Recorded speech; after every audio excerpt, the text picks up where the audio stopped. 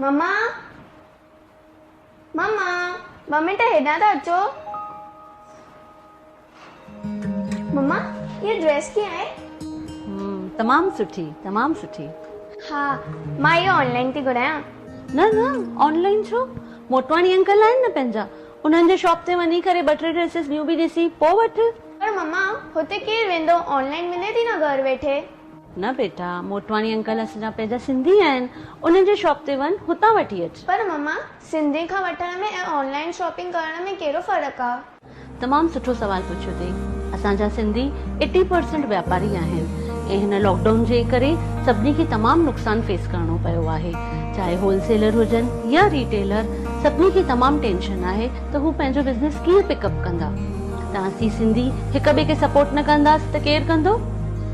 साॻे ई नमूने असां जीअं तुंहिंजा पापा आहिनि, अगरि हुननि खे बिज़नेस में कोई परचेसिंग न कंदो ऐं ऑनलाइन शॉपिंग कंदो त ॿुधाए कीअं तूं इहा ड्रेस वठी सघंदी आहे? न मम्मा। त बेटा असीं सिंधी आहियूं, सिंधियुनि खां ई परचेसिंग करणु खपे। अगरि इहा ॻाल्हि हर हिकु सिंधी सम्झी वेंदो त हिक ॿिए खे तमामु सुठी हेल्प थी वेंदी। हा मम्मा, इहो त मां कॾहिं रियलाइज़ ई न कयो कि असांखे सिंधियुनि खे सपोर्ट करणु खपे। हा, अॼु खां ऑनलाइन शॉपिंग बंदि, ऐं इहा ॻाल्हि मां पंहिंजे साहेड़ियुनि खे बि ॿुधाईंदमि। ऐं हाणे मां वञा थी मोटवानी अंकल वटि ड्रेस वठणु। शाबाश। ऐं तव्हां बि सिंधी वापारियुनि खे सपोर्ट कयो। सिंधी आहियो, सिंधी खां ई परचेसिंग कयो। जय झूलेलाल।